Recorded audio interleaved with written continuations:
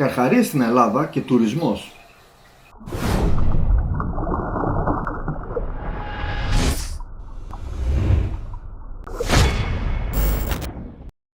Όταν ξεκινήσαμε στα Sharks in Greece να φέρνουμε στο φως στοιχεία που αποδεικνύουν την ύπαρξη καρχαριών στην Ελλάδα, οι απειλές που δεχόμασταν ήταν το λιγότερο τρομακτικές. Συνήθως από ανθρώπους που ασχολούνται με τουριστικά επαγγέλματα. Τι πάτε και λέτε στον κόσμο, θα χάσουμε τον τουρισμό, θα σας βρούνε σε χαντάκι κλπ. Και ξεκινήσαμε παλιά, πριν γίνουν της μόδας οι καταγραφές καρχαριών στην Ελλάδα και οι συζητήσεις σε τηλεοπτικά σοου. Όπως είναι λογικό, ο κόσμος ζητάει να μάθει τι συμβαίνει στην Ελλάδα με τους καρχαρίες. Μιας και, όπως έχω ξαναπεί, ζούμε σε μια χώρα περιτριγυρισμένη από νερό και στο σχολείο το μόνο που μας μάθαιναν ήταν για την ψαρόβαρκα του Μπαρμπανικολή. Ούτε λόγος για καρχαρίες στην Ελλάδα. Ή μάλλον, για να το πω καλύτερα, μεγαλώσανε γενιές και γενιές Ελλήνων με τη φράση «Η Ελλάδα δεν έχει καρχαρίες». Έλα όμως που έχει. Ήταν εδώ από πάντα. Όμως ο κόσμος χωρίς τη σωστή ενημέρωση εξακολουθεί να πιστεύει σε μύθους όπως ότι μπήκανε από το Σουέζ, ακολουθάνε καράβια, τα ρίχνουν οι Τούρκοι για να κάνουν ζημιά στον τουρισμό μας και άλλες τέτοιες βλακίες. Τα ρίχνουν οι Τούρκοι, ρε. Πριν όμως μπούμε στο ψητό, δηλαδή καρχαρίες στην Ελλάδα και τουρισμός, θα κάνουμε μια βόλτα σε μια όμορφη καταγραφή που είχαμε μέσα στο 2026 και δεν την βάλαμε στο προηγούμενο μας βίντεο. Εσείς παρόλα αυτά μπορείτε να βρίσκετε όλες τις καταγραφές στο χάρτη της σελίδας μας.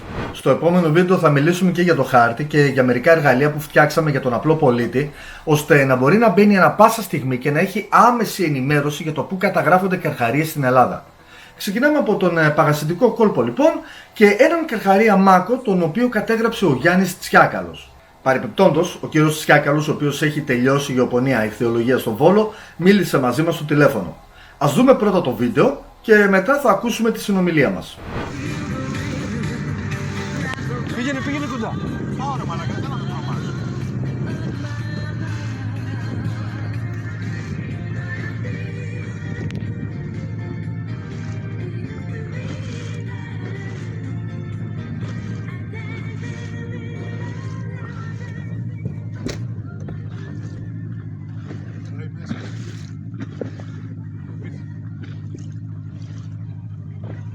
Μεγάλο ρε φίλμα. Το ακολουθεί το άλλο το είδες. Το άλλο ρε. Και ένα άλλο ψαράκι άσπρο μαύρο.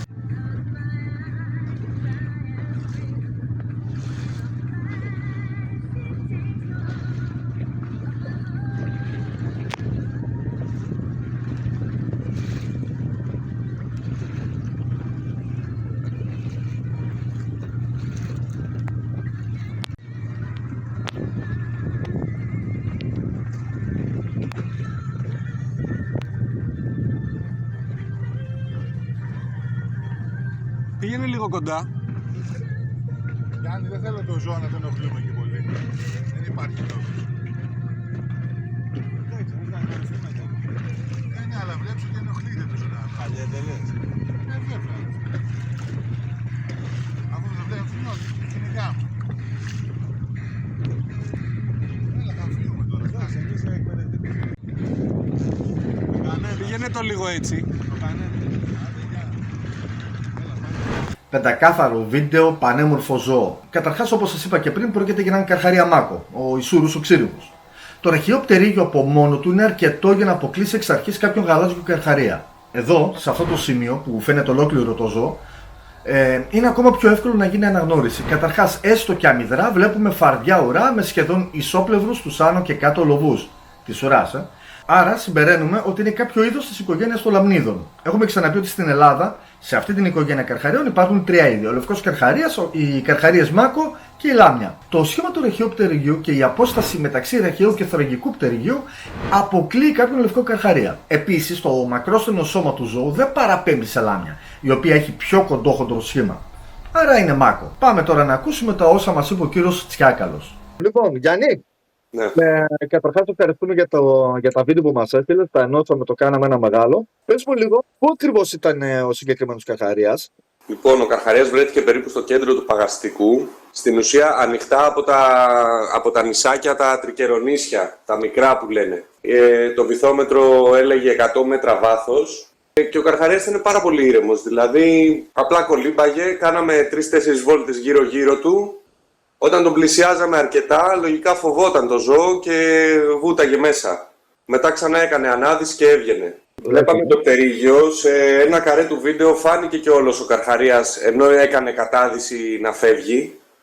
Φάνηκε ολόκληρος, αλλά και πάλι δεν φάνηκε πολύ καθαρά.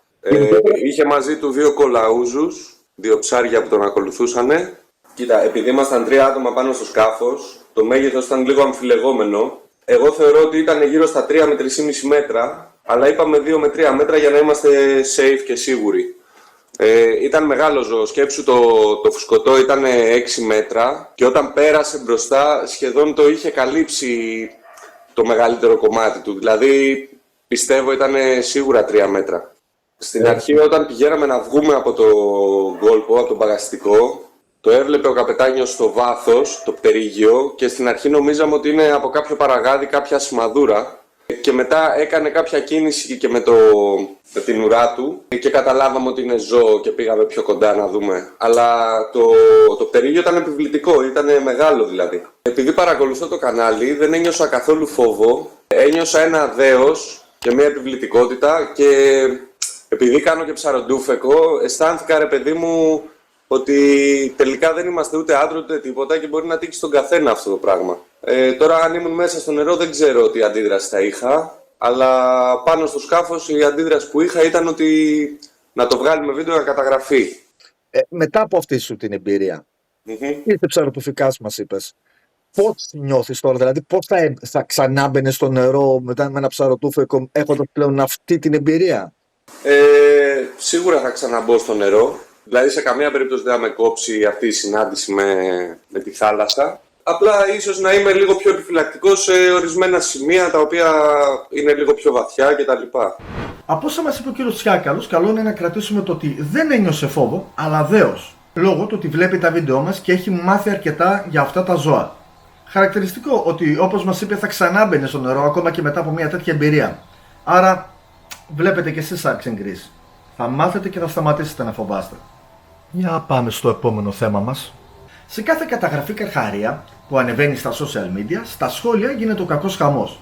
Πέρα των κλασικών, να σε μερίσει θέλει και το να φοβάστε τους καρχαρίες της Βουλής, υπάρχουν σχόλια που το μόνο που κάνουν είναι να αποπροσανατολίζουν το κοινό. Τόσο με το είδος του καρχαρία, ξέρετε, λέω για το κλασικό δεν είναι καρχαρίας αλλά είναι σαπουνάς ή γαλέος, όσο και για το από πού προέρχονται όλοι αυτοί οι καρχαρίες και έχουν γεμίσει οι θάλασσές μας. Πάμε να τα εξηγήσουμε ξανά. Ακόμα και ο σαπουνάς και ο γαλέος είναι καρχαρίες. Ο σαπουνάς είναι ο καρχαρίας προσκυνητής. Είναι ένας μεγάλο μεγέθους καρχαρίας που τρέφεται με πολύ μικρά ψαράκια και ζωοπλακτών. Τελείως ακίνδυνο, Αν και πολλές οι διαφορές τους σε εξωτερική εμφάνιση, ο κόσμος εξακολουθεί να μπερδεύει τους εξαμβράκιους καρχαρίες με τους προσκυνητές. Και γι' αυτό και γίνεται αυτή η παρανόηση και τα βαφτίζουν όλα σαπουνάδες. Από την άλλη, ο γαλέος είναι επίσης καρχαρίας. Ανήκει στα καρχαρινόμορφα και πιο συγκεκριμένα στην οικογένεια των τριακίδων. Και εδώ, παρά τις μεγάλες διαφορές μεταξύ τους, ο κόσμος συχνά μπερδεύει τους γαλάζιους καρχαρίες με γαλέους και καταλήγουμε πάλι σε παρανοήσεις και σκορδαλιές. Τώρα, το επόμενο ζήτημα είναι για το αν φέτος έχουμε περισσότερες καταγραφές καρχαριών σε σχέση με άλλα χρόνια. Ο κόσμος πανικοβάλλεται εύκολα και αυτό είναι άλλη μια απόδειξη της έλλειψης παιδείας και ενημέρωσης του κοινού. Άλλωστε, τα ίδια συμβαίνουν και με τους λαγοκέφαλους αυτές τις μέρες. Το πρόβλημα, για παράδειγμα, με το λαγοκέφαλο υπάρχει εδώ και 2 δεκαετίες, αλλά όταν αποφάσισαν τα κανάλια να αναδείξουν το θέμα, το έκαναν με τον γνωστό τρομολαγνικό τους τρόπο, βυθίζοντας τους θεατές τους στον τρόμο, όπως συνηθίζουν να κάνουν με τα περισσότερα θέματα άλλωστε. Και ξέρετε γιατί το κάνουν αυτό? Γιατί ο τρόμος πουλάει. Και ξέρετε γιατί μπορούν να σας τρομάξουν? Γιατί γνωρίζουν ότι έχετε άγνοια για τα περισσότερα θέματα.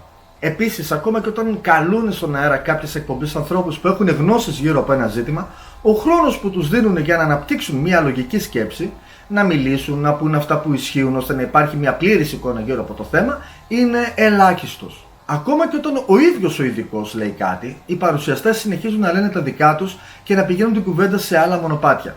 Ένα καλό παράδειγμα είναι αυτό από την εκπομπή του κυρίου Λιάγκα. Γιώργο, πάλι με σένα θα ασχοληθώ. Καλεσμένος του ο συνεργάτης μας κύριος Τακλής για έναν καρχαρία μάκο που καταγράφηκε στην Κύθμο. Παρεμπιπτόντως, ο καρχαρίας αυτός καταγράφηκε στην Καία ή στην Τζιά, όπως θέλετε πείτε το, και μας τον πέρασαν σαν Καρχαρία που καταγράφηκε στην Κύθνο. Είναι ο ίδιος ο Καρχαρίας. Ακόμα και τα βίντεο είναι ίδια. Δείτε. Το έχουμε ξαναπεί, παρότι λένε οι ειδικοί βλακίες, η ζωή είναι η στατιστική. Και στατιστικά αυτό που λένε ότι έχουμε περισσότερα κινητά φέτος, δεν έχουμε περισσότερα κινητά. Τα τελευταία 20 χρόνια τα ίδια κινητά έχουμε όλοι. Για να μην τρελαθούμε τώρα. Ο κύριος Λιάγκας μιλάει για στατιστική και δεν δέχεται ότι οι καταγραφές σε σχέση με τις άλλες χρονιές οφείλονται στην τεχνολογία. Στο ότι για παράδειγμα ο οποιοσδήποτε έχει ένα κινητό με κάμερα και μπορεί να καταγράψει ένα Καρχαρία. 20 χρόνια λέει έχουμε τα ίδια κινητά. Πώς ρε κύριε Λιάγκα. Επίσης σε κάποια φάση λέει τόσα χρόνια που μας λέγατε δεν υπάρχει τώρα Καρχαρία στην Ελλάδα, γιατί δεν το καταγράφαμε και ξαφνικά φέτος έχουμε καταγράψει καμιά σαρανταριά. Πρώτον, κάθε χρόνο καταγράφουμε ειδικά το καλοκαίρι αρκετούς Καρχαρίες. Και τώρα να σας δώσω λίγες άλλες καταγραφές, έτσι, τώρα που είμαστε εδώ. Ναι. Για να καταλάβει λίγο ο κόσμος όταν λέμε ότι έχουμε Καρχαρίες και στο Sharks and Greece, ας πούμε, που έχουμε το χάρτη, Ναι. Είναι πολλά χρόνια που τους καταγράφουμε. και ενώ ο Χρήστος Τακλής τους τα εξηγεί μια χαρά ή τέλος πάντων προσπαθεί να τους τα εξηγήσει και να τους δώσει να καταλάβουν ότι οι καταγραφές Καρχαριών είχαμε ανέκαθεν, αυτοί συνεχίζουν. Και αν πεινάει, και αν πέσεις μέσα στο νερό, και αν. Υπάρχουν, αλλά άμα είμαστε σε ένα σκάφος τώρα χθες εκεί και δεν τον βουτήσεις. είχαμε δει και βουτούσαμε, τι θα γινότανε. Και άμα ήταν πείνα, αν δεν είχε φάει, δεν είχε βρει ψάρια να φάει, κύριε. Μα είναι επιθετικός, κύριε Τακλή μου, Μάκο. Το ξέρω και Μα τρομακτικός. δεν σημαίνει ότι πάνε και τρώνε όλη την ώρα ότι βρουν οι Καρχαρίες. Από την άλλη αυτό δεν πήγε και τόσο καλά. Επειδή το πάτε στα άκρα, εσείς αν ήσασταν εκεί στη βάρκα, πηδάγατε να κάνετε αμπανά και το χαϊδέψετε. Όχι, να μου πείτε την αλήθεια. Εκείνη τη στιγμή, εσείς που έχετε και την εξοικείωση, πηδάγατε μέσα του λέγες αγόρι μου 3 μέτρα. Μπορεί να είναι κορίτσι, δεν ξέρεις. Εγώ ναι, θα βούταγα γιατί τους καταγράφω. Τέλος πάντων, η ουσία είναι ότι τον κύριο Τακλή που υποτίθεται τον κάλεσαν για να διαφωτίσει το κοινό τους σε ένα θέμα που κράτησε 6 λεπτά και 20 δευτερόλεπτα, τον άφησαν να μιλήσει μόνο 1 λεπτό και 35 δευτερόλεπτα. Και από πάνω του τις περισσότερες φορές να μιλάνε οι άνθρωποι του πάνελ. Και πώς να τα εξηγήσεις έτσι. Και πώς να μάθει ο κόσμος. Γι' αυτό και αναγκαστικά δημιουργήθηκε μια νέα σειρά βίντεο από το κανάλι του κύριου Τακλή στο YouTube σε συνεργασία με το κανάλι της Merman Conservation Expeditions με τίτλο Beyond the Wild Minute. Αυτό είναι. Εγγραφείτε στο κανάλι του, υπάρχουν πολλά ενημερωτικά βίντεο τόσο για καρχαρίες όσο και για άλλα ζώα. Και μιας και τον τελευταίο καιρό μας έχετε βομβαρδίσει με ερωτήσεις για το αν θα κάνουμε βίντεο με λαγοκέφαλους, παιδιά, εγώ δεν έχω καμία σχέση με αυτά τα ψάρια, δεν γνωρίζω τίποτα. Αντιθέτως, ο κύριος Τακλής που γνωρίζει πολλά για αυτό το ζώο, κάνει και βιντεάκια για το λαγοκέφαλο, μπείτε και τσεκάρετε. Πάμε τώρα πίσω στον κύριο Λιάγκα και τα όσα ακούστηκαν εκεί ώστε να τα εξηγήσουμε κι εμείς από αυτό το βίντεο. Καταρχάς, μιας και μίλησε για στατιστική, το 2000 καταγράψαμε 80 καρχαρίες 19 διαφορετικών ειδών. Σε σχέση με τα μισά του 2026, όπου έχουμε καταγράψει 47 καρχαρίες με μόλις 9 διαφορετικά είδη. Αν προσθέσουμε στην εξίσωση και την χρονιά του 2024, όπου καταγράψαμε 66 καρχαρίες και 15 διαφορετικά είδη, βλέπουμε ότι και φέτος είμαστε μέσα στο μέσο όρο. Επίσης, καλό είναι σε αυτό το σημείο να τονίσουμε ότι οι καρχαρίες που καταγράφουμε εμείς, στο Sharks and Greece εννοώ, και έχουμε περασμένο στο χάρτη μας, είναι ένα πολύ μικρό ποσοστό από τους καρχαρίες που πραγματικά αλλιεύονται και καταγράφονται σε ολόκληρη την χώρα. Για παράδειγμα, αν πάτε μια βόλτα σε κάποια ιχθυόσκαλα, σχεδόν καθημερινά θα δείτε να εκφορτώνονται διάφορα είδη καρχαριών, από μικρά σκυλοψαράκια μέχρι γαλάζιους και καρχαρίες μάκο. Προστατευόμενα είδη καρχαριών που εξακολουθούν να αλλιεύονται και να απολούνται στους καταναλωτές κανονικά. Έτσι λοιπόν, το αφήγημα του κ. Λιάγκα ότι στατιστικά έχουμε περισσότερες καταγραφές καρχαριών φέτος, καταρρίπτεται. Πάμε και στα κινητά. Είχαμε κινητά πριν 20 χρόνια λέει, αλλά δεν είχαμε καταγραφές. Το ζήτημα, κύριε Λιάγκα, είναι πιο περίπλοκο από το αν υπήρχαν κινητά με κάμερες. 20 χρόνια πριν, το 2006 δηλαδή, είχαμε αυτά εδώ τα κινητά. Ελάχιστα είχαν κάμερες και ακόμα πιο λίγα είχαν καλές κάμερες. Το 2010 όταν βγήκε το iPhone 4 για παράδειγμα, άρχισαν να γίνονται καλές οι κάμερες. Αλλά λόγω της αυξημένης του τιμής, ελάχιστοι είχαν τη δυνατότητα να το αγοράσουν. Ακόμα και όταν όλο και περισσότερος κόσμος είχε κινητά με κάμερες και πιθανόν να κατέγραφαν καρχαρίες, δεν είχαν που να τα ανεβάσουν. Κύριε Λιάγκα, βλέπετε τι εννοώ όταν λέω ότι είναι πιο περίπλοκο το ζήτημα. Το Facebook, αν και ιδρύθηκε το 2004, μπήκε στη ζωή μας πολύ αργότερα. Από το 2008 και μετά. Και φυσικά, τότε ήταν μια πλατφόρμα που αφορούσε κατά κύριο λόγο νέους. Το Instagram μπήκε ακόμα πιο μετά και τέλος το X και το TikTok. Αυτές οι πλατφόρμες έγιναν αποδεκτές από το ευρύτερο κοινό μόλις ελάχιστα χρόνια πριν. Οι καρχαρίες με λίγα λόγια δεν είναι περισσότεροι. Οι καταγραφές τους που φτάνουν σε εμάς είναι περισσότερες. Το ότι εσείς λοιπόν κύριε Λιάγκα καταλάβατε πιθανόν πρόσφατα ότι έχουμε καρχαρίες στην Ελλάδα δεν σημαίνει ότι άλλες χρονιές δεν είχαμε. Άλλωστε σε βίντεο μας από το 2019 εξηγούμε ότι κάθε καλοκαίρι έχουμε τα ίδια τρομολαγνικά άρθρα για εμφανίσεις καρχαριών, γραμμένα από άσχετους με μόνο το σκοπό τα έσοδα από τα κλικ. Για δείτε. Από το 2019 είναι αυτό. Τέλος και με αυτό. Ας πάμε παρακάτω. Στον τουρισμό μας. Πάνω από 13 εκατομμύρια τουρίστες είχαν επισκεφτεί την Ελλάδα το 2000, όταν υπήρχε πλήρης άγνοια για την ύπαρξη καρχαριών στην Ελλάδα. Και ξαναλέω, το 2000 δεν γνωρίζαμε ότι είχαμε καρχαρίες στην Ελλάδα. Το 2025 και μετά, από τόσα άρθρα για καρχαρίες, τόσες εκπομπές και τόσες δημοσιεύσεις στα social media, με χάρτη καταγραφών των καρχαριών, οι τουρίστες που επισκέφθηκαν την Ελλάδα ήταν σχεδόν 43 εκατομμύρια. 30 εκατομμύρια περισσότεροι σε σχέση με το 2000.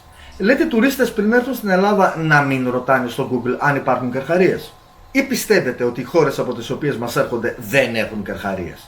Αν εξαιρέσεις κάτι Σέρβους που έρχονται εδώ στη Βόρεια Ελλάδα, οι περισσότεροι τουρίστες έρχονται από χώρες που τα νερά τους έχουν καρχαρίες. Και καθόλου δεν νοιάζεται για το αν έχει και η Ελλάδα. Με μερικές καταγραφές καρχαριών δεν σημαίνει ότι η Ελλάδα έγινε ξαφνικά Φλόριντα ή Αυστραλία. Τα είδη που υπάρχουν στην Ελλάδα, εκτός από το λευκό καρχαρίο, ο οποίος είναι πραγματικά σπάνιος στα νερά μας και με το ζόρι έχουμε 1 με 2 καταγραφές τον χρόνο, δεν συγκαταλέγονται στα άκρως επιθετικά είδη, όπως είναι ο τίγρης, ο μπούλσακ και άλλοι. Ελπίζω να έγινα κατανοητός. Αυτά για σήμερα. Αν σας άρεσε το βίντεο, κάντε ένα like που μας βοηθάει με τον αλγόριθμο, εγγραφείτε στο κανάλι μας και πατήστε το κουδουνάκι να σας έρχονται ειδοποιήσεις για κάθε νέο μας βίντεο. Στα social θα μας βρείτε εδώ κάτω. Τα λέμε στο επόμενο.